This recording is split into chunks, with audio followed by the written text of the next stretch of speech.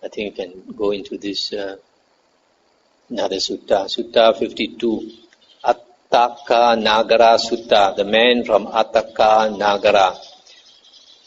Thus have I heard, on one occasion the Venerable Ananda was living at Beluva Gamaka near Vesali. On that occasion, the householder Dasama of Atthakanagara had arrived at Pataliputta for some business or other. Then he went to a certain monk at Kukuta's park, and after paying homage to him, he sat down at one side and asked him, "Where does the Venerable Ananda now live, Venerable Sir? I wish to see the Venerable Ananda." And the reply was, "The Venerable Ananda is living at Beluva Gamaka near Vesali, householder." When the householder Dasama had completed his business at Pataliputta, he went to the Venerable Ananda at Beluva Gamaka near Vesali. After paying homage to him, he sat down at one side and asked, "Venerable Ananda, has any one thing been proclaimed by the Blessed One who knows and sees, Arahant Sammasambuddha, wherein if a monk abides diligent, ardent and resolute, his unliberated mind comes to be liberated, his undestroyed taints come to be destroyed, and he attains a supreme security from bondage that he had not attained before?" And Venerable Ananda said, "Yes, householder, one such thing has been proclaimed by the Blessed One." "What is that one thing, Venerable Ananda?" "Here, householder, quite secluded from sensual pleasures, secluded from unwholesome states, a monk enters upon and abides in the first jhana, which is accompanied by applied and sustained thought, with delight and pleasure born of seclusion. He considers this and understands it thus. This first jhana is conditioned and volitionally produced, but whatever is conditioned and volitionally produced is impermanent, subject to cessation. Standing upon that, he attains the destruction of the taints. But if he does not attain the destruction of the taints, then because of that desire for the Dhamma, that delight in the Dhamma, with the destruction of the 5 lower fetters, he becomes one due to reappear spontaneously in the pure abodes, Sudavasa, and there attain final Nibbana without ever returning from that world. This is one thing proclaimed by the Blessed One, who knows and sees, Arahant Sammasambuddha, wherein if a monk abides diligent, ardent and resolute, his unliberated mind comes to be liberated, his undestroyed taints comes to be destroyed, and he attains a supreme security from bondage that he had not attained before." Stop here for a moment. So here, this layman is asking the Venerable Ananda, what is that one thing? If a monk cultivates, then it is possible for him to attain liberation. And you can see here, Venerable Ananda says, the first jhana. So, in the Buddha's teachings, you find the jhanas are of extreme importance, because the Buddha says very clearly that unless we have attained the jhanas, we are covered with the 5 hindrances. And when we are covered with the 5 hindrances, we cannot see clearly. And when you cannot see clearly, you cannot understand clearly. And when you cannot understand clearly, you cannot let go of the Mara's bait, all the sensual pleasures, all the worldly pleasures in the world. That's why the most important condition from here, actually he's trying to ask, what is the most important condition? And remember Ananda says the first jhana. Because out of so many conditions, he's just asking Venerable Ananda to name one. To name one means the most important one. Venerable Ananda says the first jhana. Again, with the stilling of applied and sustained thought, a monk enters and abides in the second jhana. This too is one thing proclaimed by the Blessed One, wherein if a monk abides diligent, ardent and resolute, he attains a supreme security from bondage that he had not attained before. Again, with the fading away as well of delight, a monk enters upon and abides in the third jhana. This too is one thing proclaimed by the Blessed One, wherein if a monk abides diligent, ardent and resolute, he attains a supreme security from bondage. Again, with the abandoning of pleasure and pain, a monk enters and abides in the fourth jhana. This too is one thing proclaimed by the Blessed One, wherein if a monk abides diligent, ardent and resolute, he attains a supreme security from bondage that he had not attained before. Again, a monk abides pervading one quarter with a mind imbued with loving kindness, likewise the second, likewise the third and fourth. And he abides pervading the all-encompassing world with a mind imbued with loving kindness, abundant, exalted, immeasurable, without hostility and without ill will. He considers this and understands it thus. This deliverance of here it says deliverance of mind through loving kindness. This deliverance of mind, Cheto Vimutti, you can say it's also liberation by mind. Liberation of mind of loving kindness, or radiation of loving kindness by the mind. So let's use liberation by mind of loving kindness. Is conditioned and volitionally produced. But whatever is conditioned and volitionally produced is impermanent, subject to cessation. Standing upon that, he attains the destruction of the taints. This too is one thing proclaimed by the Blessed One, wherein if a monk abides diligent, ardent and resolute, he attains the supreme security from bondage. Again, the monk abides pervading one quarter with a mind imbued with compassion, likewise the second quarter, third and fourth quarter.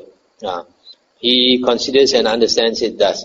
This deliverance by mind of compassion is conditioned and volitionally produced. This too is one thing proclaimed by the Blessed One, wherein if a monk abides diligent, ardent and resolute, he attains a supreme security from bondage that he had not attained before. Again, a monk abides pervading one quarter with a mind imbued with joy.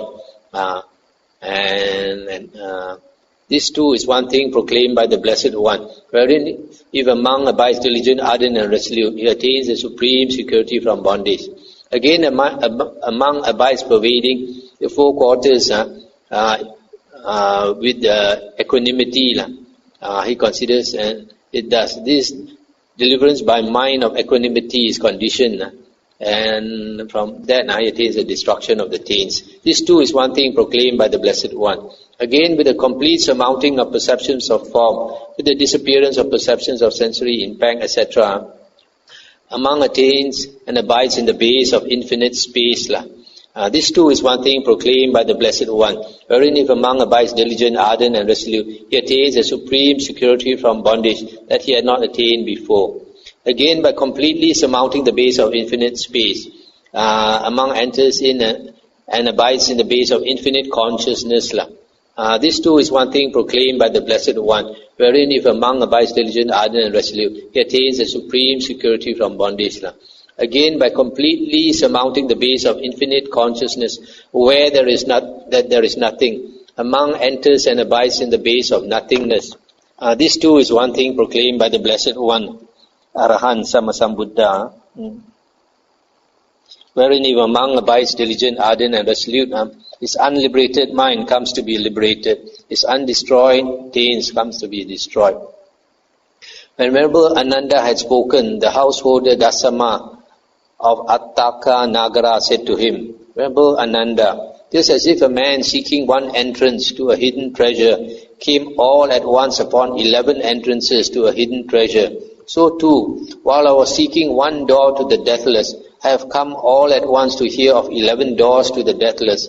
Just as if a man had a house with 11 doors, and when that house caught on fire, he could flee to safety by any one of these 11 doors. So I can flee to safety by any one of these 11 doors to the deathless. Venerable Sir, these sectarians will even seek a teacher's fee for their teachers. Why shouldn't I make an offering to the Venerable Ananda? Then the householder Dasama of Atthakanagara assembled the Sangha of monks from Pataliputta and Vesali, and with his own hands he served and satisfied them with various kinds of good food. He presented a pair of cloths to each monk, and he presented a triple robe to the Venerable Ananda, and he had a dwelling worth 500 kahapana built for the Venerable Ananda. That's the end of the sutta. You notice here, Venerable Ananda, when asked what is needed to attain liberation, he mentions 11 states of samadhi.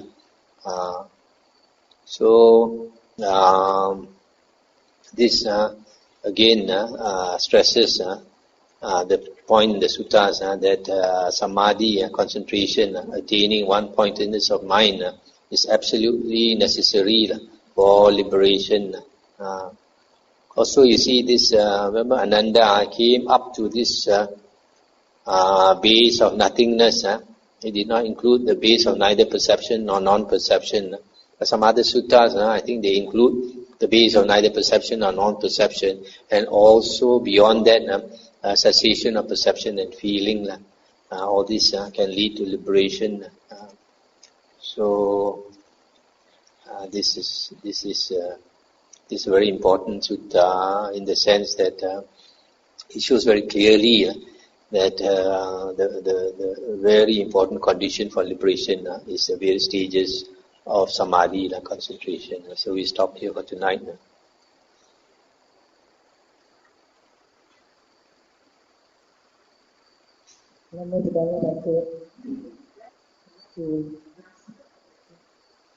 To ask a question on the sixth soul.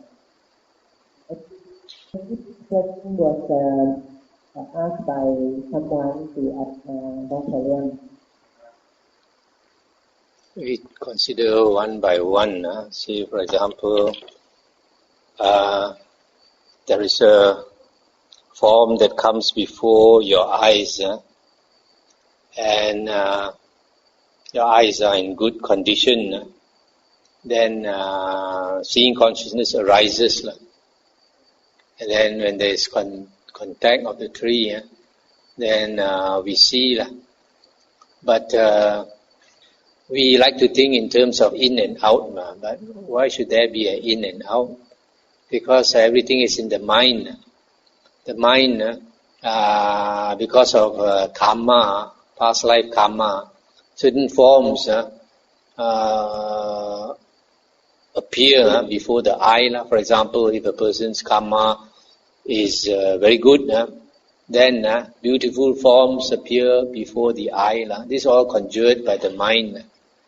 And we seem to think, we seem to see the forms as outside of us. But according to quantum physics, everything that appears outside is a projection of inside.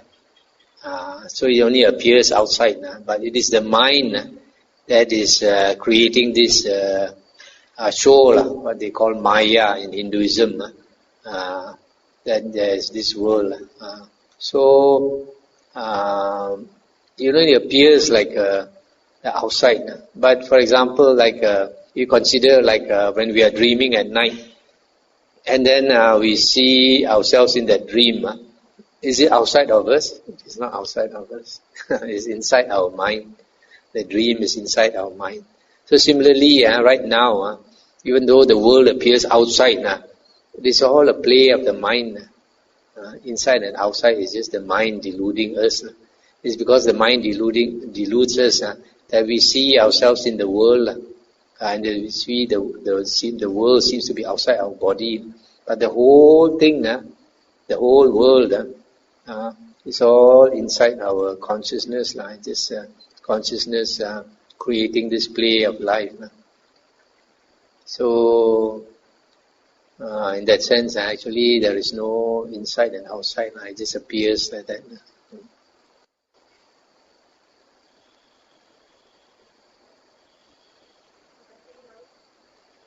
But even if you have one-pointedness of mind, if you don't understand the Dhamma, also you will not understand everything is in the mind.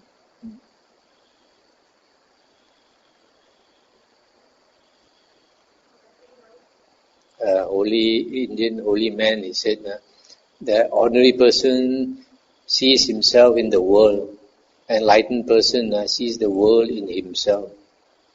The whole world is inside of him.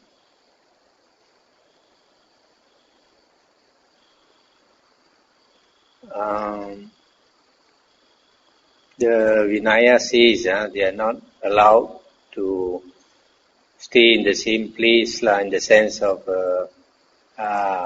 some people interpret as under the same roof. So if it's a different roof, technically it is okay, but in practice it is not okay, because if you among and a lay person stay together. For example, when we started, a lot of the time I was alone in this monastery. So if another lay woman comes and wants to stay, even in another kuti, it's not proper because people will see and people will start to think and gossip. That's one thing. Secondly, if the monk does not have is not in good control of himself, then he may break the precept. Actually, that's why, especially for a new monk, the Buddha said generally new monk should, especially during the vasa, stay in a place with other monks for some more senior monks to guide him. But the Buddha gave exceptions, like if a monk is old and he thinks he does not have much time left and he wants to strive, then he can stay alone, not with another woman. Yes, if he can see the danger there, and then he should ask them to tell the lady to move away. But problem is, new monk may not see danger.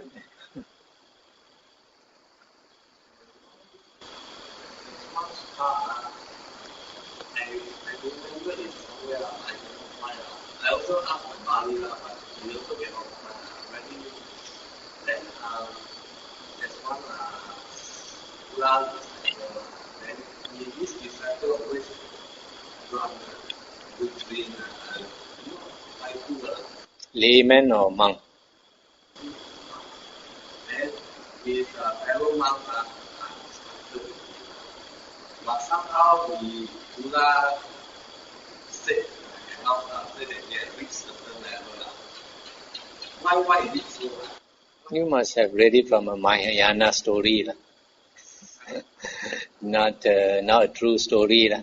Not possible during the Buddha's time. I mean, there's last time, that's how we remember it now. It's one of the guy who actually drink a lot and then he become a Sotapanna. And then probably because Buddha say that because he has been listening to the Dharma for a very long time, that's why when he passed away he he's saying Oh, there is why how he did it, right?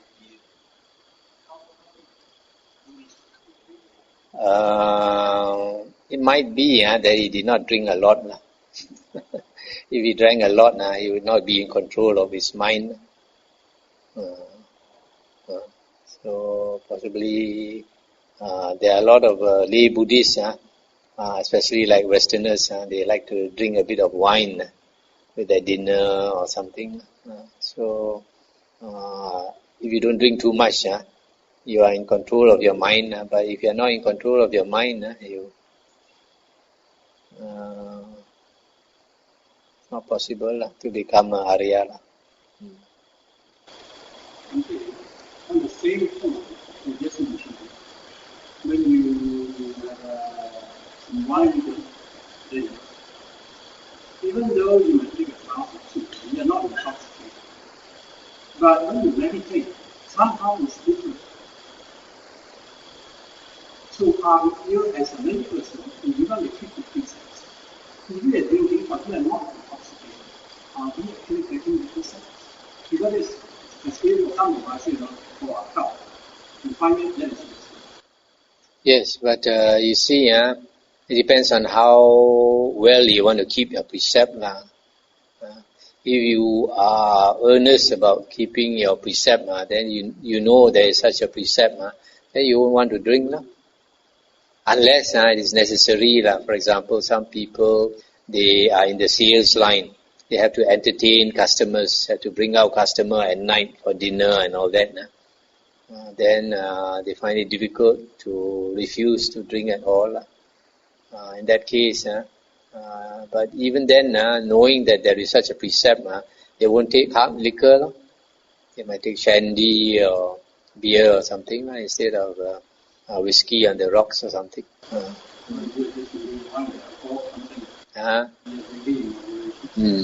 So it's up to individual. That's why these precepts, it's not like commandments. Thou shalt not drink. We are not like that. Our training precepts is we undertake to train ourselves to abstain from taking intoxicants. So Buddhism is a very, not so extremist religion. Buddhism is very lax. Up to you to practice at your own pace. Do what you can. If you understand more of the Dhamma, then you are more strict with yourself. If you understand less of the Dhamma, you think cincai boleh lah.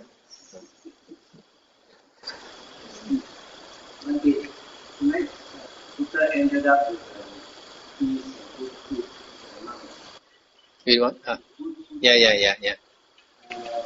And devotees like to give food to the monks. Is it not spoiling us as monks? I think whether you get good food or not is your karma. If your karma is no good, even you wish for good food also you won't get. So just let karma take its course lah. Let karma take its course. Don't fight. Yeah. The Buddha's attitude is don't greed for it. Don't look for it. Just accept whatever comes lah. Good or bad, you just take it with the unmoving mind.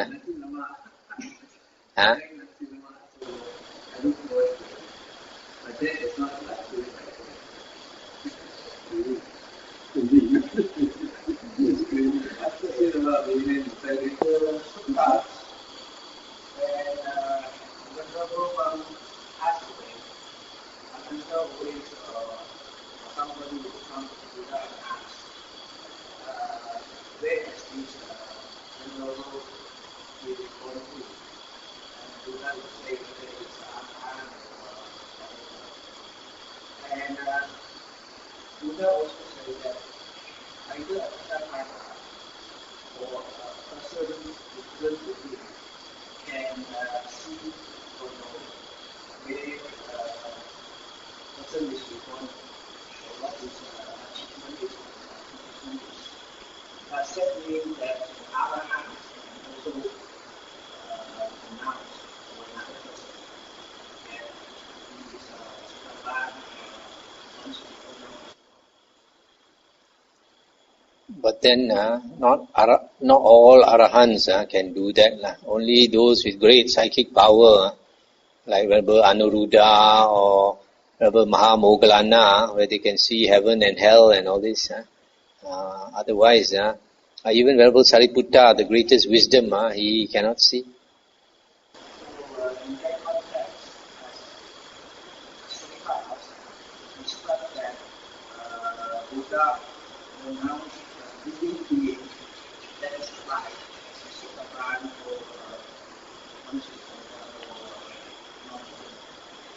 Generally, the Buddha will not say when a person is alive what level he is, especially if he's an Arya. The Buddha will not say, because the Buddha, in the suttas we find, and the Vinaya, that the Buddha doesn't want the disciples to be complacent. So if they think they're already Arya, then they think no need to strive anymore. I'm on the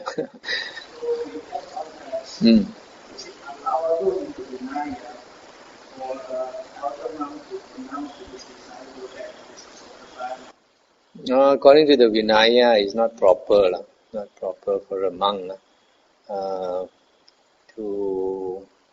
because in the monk's Vinaya there was this precept against talking of a monk's attainment actually came about because there was a famine and the monks were not getting enough to eat. So this group of a few monks, they thought up this idea.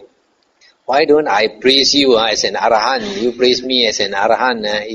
And then when the lay people get to know that we are all arahants, then they will give us a lot of good food. So this is what they did.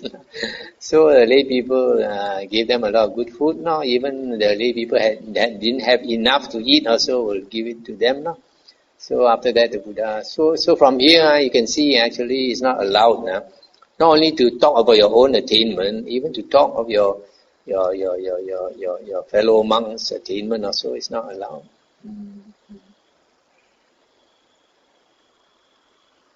Okay, shall we end here?